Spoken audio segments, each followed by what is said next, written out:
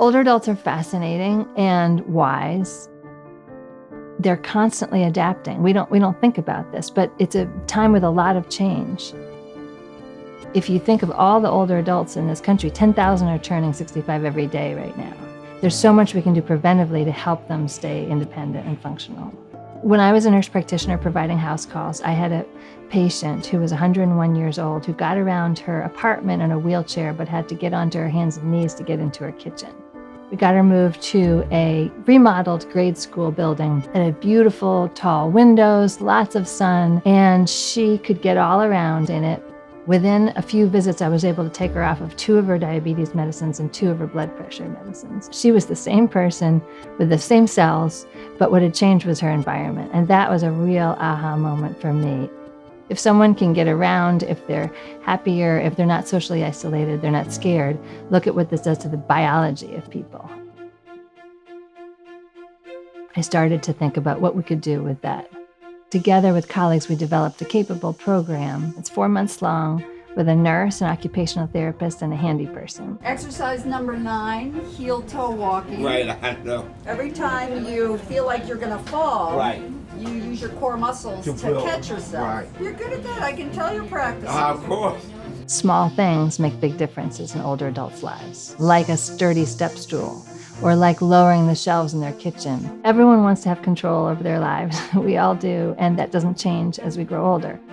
Foundational things for that are being able to bathe, being able to get dressed, being able to stand long enough to be able to prepare food, and yet we, as a medical system, tend to ignore those functional items. I haven't been in this tub since September. I could grab onto this bar here, sit down in this nice chair.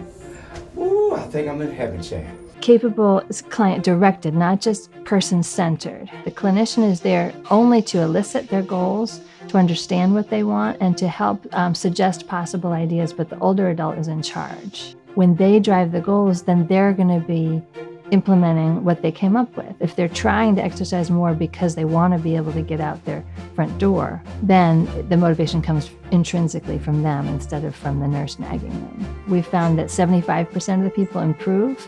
Their home starts to improve based on the goals that they had, and then they start to practice what they wanted to practice more, and then their emotion lightens. About halfway through, you can physically see the difference by looking in people's eyes.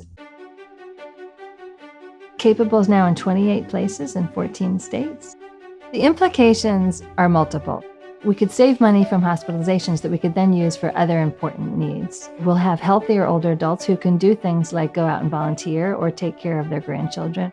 We've recently testified in front of the PTAC, which is a committee that advises Medicare about what to cover. So it could be a covered benefit through Medicare for anyone who's eligible. One of the things that's been so powerful to me about Capable is the ways in which humans want to be able to take care of themselves and to meaningfully interact with other humans. We have discovered a way to promote that through their own motivation. We just provide the resources and the tools. Older adults are a gift, not a burden. They are resilient at any age. They can learn new things. Their cells can get stronger all the way up until the last weeks of life. Just as children should be able to start on an even playing field, older adults should be able to age with dignity.